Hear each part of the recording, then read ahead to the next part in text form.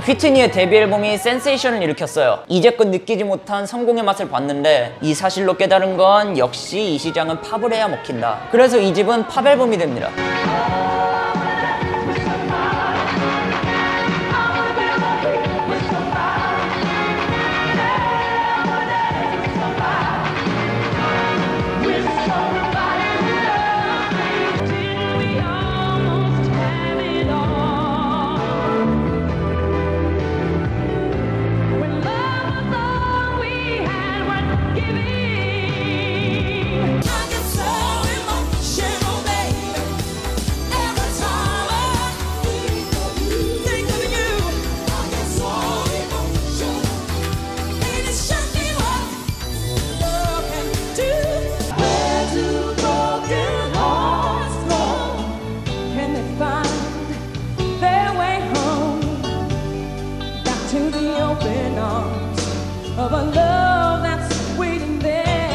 상업성을 만땅으로 키워서 그 목소리가 아깝다는 말로 나왔는데 대중가수는 많이 팔리면 장땡이에요. 휘트니는 그 목소리 자체로도 다른 팝과 자신을 차별화할 수 있었거든요. 결국 이 집도 2천만 장, 2장 연속 2천만 장 이상 판매라는 대기록을 세우게 됩니다. 자, 싱글 차트에서도 4개의 싱글이 연속 1위를 차지하면서 총 7곡 연속 싱글 차트 1위라는 대기록을 세우기도 해요. 댄스팝의 비중이 늘어난 건 당연한 거고, 그리고 다른 발라드에서도 팝 색채가 많이 첨가된 앨범이거든요. 특히나 So Emotional에 수록된 기타 솔로는 마이클 잭슨이 비릿에 넣은 기타 솔로를 떠올리게 하기도 하고, 이거는 뭐 그 당시 휘트니의 방향성을 확실하게 보여주는 부분 아닐까 싶어요. 쉽게 말하면 백인 음악인 거죠. 그러니까 이 당시 휘트니는 고귀하고 교양 있고 나긋나긋한 백인들의 취향을 그대로 저격한 여자 솔로 가수였는데, 흑인치고 피부도 하얗고 그래서 별명이 화이트 휘트니일 정도였습니다. 그러니까 오히려 흑인들의 반발을 사게 되는 거예요. 이 집의 성공을 기점으로 휘트니는 거대한 정체성 혼란을 겪게 되거든요. 그러나 그런 혼란을 쉽게 드러낼 수는 없는 휘트니, 이미 자신은 걸어다니는 기업이 되어 있었습니다. 세상이 바라보는 고결한 모습을 그대로 유지해야만 했어요. 자, 1편에서 말씀드렸듯이 이 거대한 성공 이후에 휘트니의 가족은 모두 일을 그만두고 휘트니만 보필하게 되거든요. 심지어 휘트니의 오빠인 게리 휴스턴 같은 경우는 NBA에서 뛰다가 은퇴하고 휘트니의 백보컬이 된 케이스였어요. 그러니까 휘트니라는 기업은 모두가 혈연으로 아주 끈끈하게 묶여 있습니다. 이게 겉으로 보면 좋아 보이지만 사실 반대로 얘기하면은 누가 트롤 짓을 해도 함부로 자를 수가 없다는 얘기예요. 네가 어떻게 나한테 이럴 수가 있어가 되니까 언젠가 필연적으로 문제가 생길 수밖에 없는 구성이었던 거죠. 그리고 직원 간 감정의 골도 직원의 문제가 아닌 가족의 문제가 되어버리니까 뒷수습도 훨씬 힘들어지고, 휘트니는 이 시기 정체성 혼란을 비롯한 여러 문제를 겪으며 마음고생을 하게 되는데 함께 근무하는 형제들이 마침 마약을 하지 않습니까? 그러니까 휘트니는 힘들 때 너무나 쉽게 마약부터 찾게 되는 거예요. 이 가족을 유일하게 견제할 수 있는 인물이 한 명 있었다면은 그 사람이 바로 휘트니의 단짝이었던 로빈 크로포드였거든요. 고등학교 시절에 괴롭힘을 당하던 휘트니를 구해준 이후 친구 이상의 존재가 되었다고 합니다. 실제로 어머니 시시한테 휘트니가 마약한다고 고자질한 사람도 바로 로빈이었다고 하고요. 근데 또 그 유대감이 워낙에 깊은 바람에 휘트니랑 연인관계라는 소문이 나게 되고, 그러니까 또 결국엔 로빈도 가족들의 눈에 가시가 되는 거예요. 이미지상으로도 그렇고 독실한 크리스찬이 휘트니한테 동성애 소문이 나게 되니까 가족 입장에서도 너무나 불명예스러웠을 거고요. 이미지를 망쳐놓는 로빈은 제거 대상, 그러니까 사실상 휘트니를 둘러싼 암투가 뒤에선 엄청나게 벌어지고 있었던 거죠. 그래서 그 다큐멘터리를 보시면 휘트니만큼 그 주변 인물들의 이야기가 많이 나와요. 1편에서 말씀드렸던 휘트니의 주변 상황을 이해하면 훗날 휘트니가 하는 기행들도 이해가 좀 가게 됩니다. 그래서 그 주변과 시대상 이야기를 휘트니 이야기만큼 많이 할 수밖에 없는 거예요. 이런 맥락에서 생각하면 훗날 수많은 문제를 이야기하게 되는 바비 브라운과의 만남도 좀 이해가 가죠. 이게 그 당시 휘트니의 처지가 어땠냐고 하면은 흑인 음악 시상식인 소울 트레인 뮤직 어워드에 참석했는데 흑인 관객들한테 야유를 받을 정도였어요.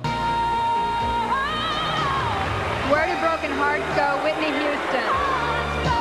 그들한테 휘트니는 휘트니가 아닌 화이트 휴스턴이었으니까 휘트니는 이 야유를 받은 날 굉장히 큰 충격을 받았다고 하거든요. 반면 같은 자리에 있던 브라운은 엄청난 환호를 받고, 바비는 인생부터 음악까지 모두 흑인이 공감하기 쉬운 그런 길을 걷던 사람이었어요. 그러니까 이런 사실을 생각하면 휘트니가 바비한테 끌렸던 이유도 어느 정도 이해가 갑니다. 실제로 둘이 처음 만났을 때 먼저 접근한 것도 휘트니였다고 해요. 뒤에 앉아서 계속 뒤통수 때리고서는 실수인 척 어그로를 끌고, 이런 행동에서도 좀 약간 생각보다 여리고 순수한 그런 느낌이 들지 부르지 않습니까? 마치 초등학생이 짝사랑하는 그런 느낌? 뭐 어쨌든 둘은 사귀게 되고, 이거는 그 당시 최전성기에 있던 둘의 연애라서 굉장히 많은 화제를 몰고 오죠. 둘이 워낙 상극이라서 더 화제이기도 했고, 이때까지는 휘트니한테 여러모로 좋은 연애가 아니었을까 싶어요. 이상한 루머들을 종식시킬 수 있었고, 자신을 외면했던 흑인들의 마음도 잡을 수 있었으니까. 이 집까지 휘트니 마인드는 그냥 노래가 좋으면은 장르는 어떻든 상관없다 이거였거든요. 근데 이런 일련의 사건 이후로 휘트니가 평판에 상당히 신경을 쓰게 됩니다. 자기가 원하는 걸 하겠다면서 3집의 색채를 확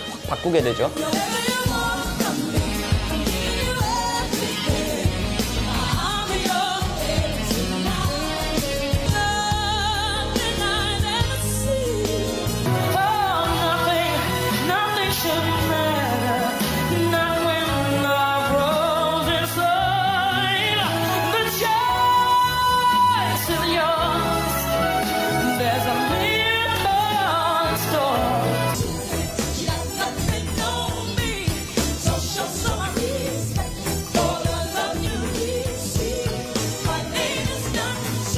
앨범 커버만 봐도 그렇고 당장 위키피디아만 봐도 1, 2집은 장르로 댄스팝 그리고 팝이 먼저 나오는데, 이거는 펑크랑 뉴잭 스윙이 먼저 나와요. 이젠 또 팝 색채를 상당히 벗어버린 앨범이 된 거죠. 물론 여기서도 그 보컬은 독보적이긴 하지만 이 당시에는 좀 팝에서 벗어난 휘트니의 모습이 낯설었을 수도 있었을 것 같아요. 휘트니의 의중이 상당히 반영된 이 3집은 사실 노래보다도 시장 자체의 경쟁이 훨씬 심해지면서 이전만한 성공을 하기에는 조금 힘들었습니다. 머라이어 캐리도 이때 데뷔했고, 비슷한 시기에 자넷 잭슨도 놀라운 퍼포먼스를 보여주고 그랬으니까. 그래서 성적 자체는 조금 애매하게 나왔어요. 1천만 장 세일즈에 두 곡이 싱글 차트 1위를 했는데, 이건 뭐 당연히 좋은 성적이지만 이전에 비교하면은 그냥 반토막이 나버린 성적이 되는 거죠. 그래도 뭐 평생 똑같을 순 없는 휘트니가 새로운 도전을 했다는 것 자체로 의미가 있는 앨범이에요. 앨범 판매량이 반토막 났다고 인기가 반토막 났느냐면 또 그것도 아니니까. 같은 시기에 그 목소리의 힘을 전미에 떨치면서 나는 목소리만 있으면 뭐든 할 수 있다는 걸 알려줍니다.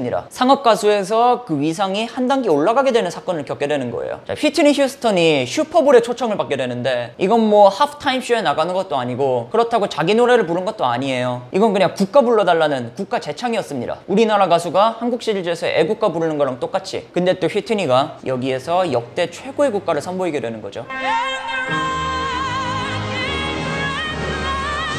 미국 국가가 엄청 어렵기로 유명해요. 가사도 그렇고 소화하기도 힘든 노래라서 가수들도 조금만 어긋나면 삑사리 내고 가사 실수도 하고 그런 곡입니다. 근데 휘트니는 이 곡을 갖고 놀아요. 심지어 원곡도 아니고 편곡된 곡을. 프로듀서가 곡의 소울을 좀 더 넣고 싶어서 아예 곡의 박자를 바꿨거든요. 4분의 3에서 4분의 4로 바꾸고, 이걸 본 오케스트라는 아니 이 곡을 왜 이렇게 바꿔놨냐면서 굉장히 부정적인 반응을 보이는데, 휘트니는 정작 한번 대충 훑어보더니 까짓 거 한번 해보지 뭐 이러고 원테이크로 곡을 보내버렸다고 하죠. 외국인인 우리 입장에서도 휘트니의 국가는 훨씬 대중 친화적이잖아요. 그러니까 미국인들은 휘트니 덕분에 국뽕이 대폭발. 심지어 이 노래가 주는 의미도 단순히 잘 부른다가 아니었어요. 이때 미국이 딱 걸프전을 치를 때라서 그 어느 때보다 국뽕의 의미가 강조되는 시기였다. 미국이 항상 전쟁통이나 국가 위기 때마다 애국심을 고취시키지 않습니까? 국가의 중대사 때마다 성조기가 휘날리는데, 그런 의미에서 이 곡은 그 당시에 엄청난 의미가 있었고, 이런 이유 때문에 9.11 때도 재발매가 돼서 빌보드 6위까지 올라가기도 했다고 해요. 그리고 저는 생각도 못했는데 이 노래가 흑인들한테는 되게 꺼려지는 노래라고 하더라고요. 노예를 언급하는 부분이 있어서 그런데, 하지만 휘트니가 이 노래를 완전히 흑인 음악으로 처리해버리면서 또 다른 의미를 가져다 줬다고 하기도 하고, 다큐멘터리를 보시면 가사의 프리 부분에서 휘트니가 애드립을 치면서 그 자유에 더욱더 강조점을 줬다고 그렇게 해석을 하더라고요. 아직까지도 미국 국가를 언급할 때면 꼭 언급이 되고 여러모로 미국 역사에 남을 공연이었습니다. 그리고 그걸 원테이크로 만들어낸 휘트니는 진짜 천재였고 노래 장인이었던 거죠. 그러니까 이 시기에 휘트니는 위기와 기회가 동시에 산재했어요. 음반 판매량은 떨어졌지만 여전히 어디서든 목소리라는 최고의 무기를 뽐낼 수 있었습니다. 가족이 휘트니를 레스코트하면서 위험한 환경으로 내몰았지만 반대로 그들을 견제해줄 세력도 있었어요. 루머와 야유에 시달리기도 했지만 또 그 루머를 잊게 해줄 남자도 만나게 되죠. 어떤 게 위기가 되고 어떤 게 기회가 될지는 본인의 몫. 그리고 결론적으로 이후의 휘트니는 순식간에 떠올랐다가 순식간에 가라앉는 그런 롤러코스터 같은 삶을 살게 돼요.